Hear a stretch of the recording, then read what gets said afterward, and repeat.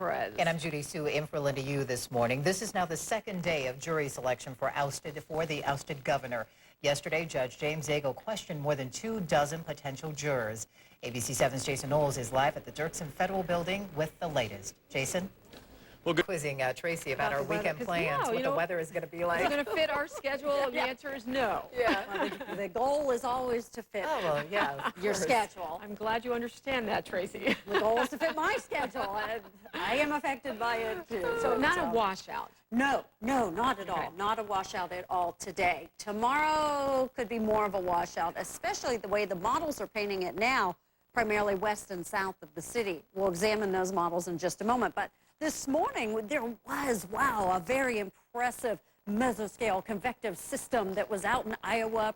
A lot of thunderstorm activity, but it fizzled out by the time it got to us. And generally, we have just been seeing some light rain here in the Chicago area this morning. And right now, we are getting some very light showers out toward Aurora. Now and then coming through Oswego and Orland Park, you had a couple of light showers this morning.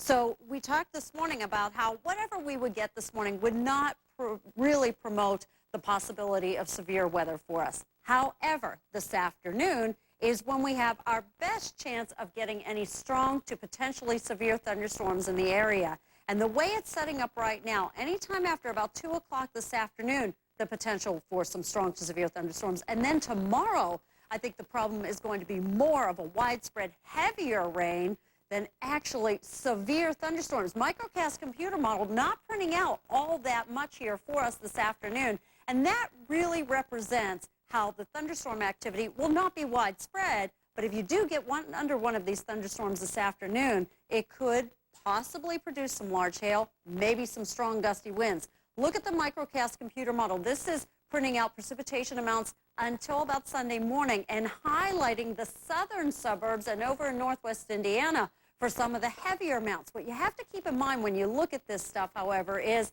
if the front would sail a little farther to the north, these types of amounts could come farther north. I do think somewhere in the Chicago area tomorrow, somebody, and I think it's a pretty good bet for the southern suburbs, is going to get at least 2 inches of rain.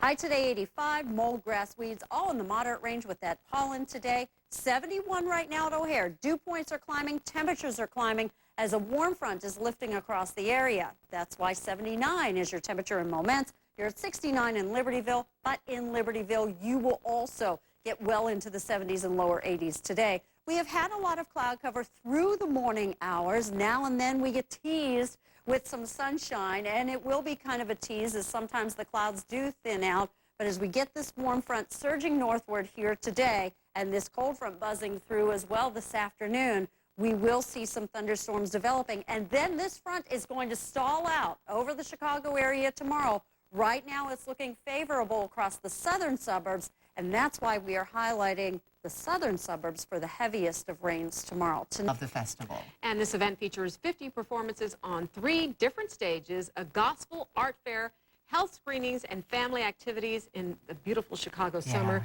So joining us this morning to give us a preview is Kenny Lewis and the One Voice Choir. Welcome. Thank you. We should tell everybody your choir recently released a new CD, too. We did. Tell us about that first. Oh, wow. I love to. Exactly.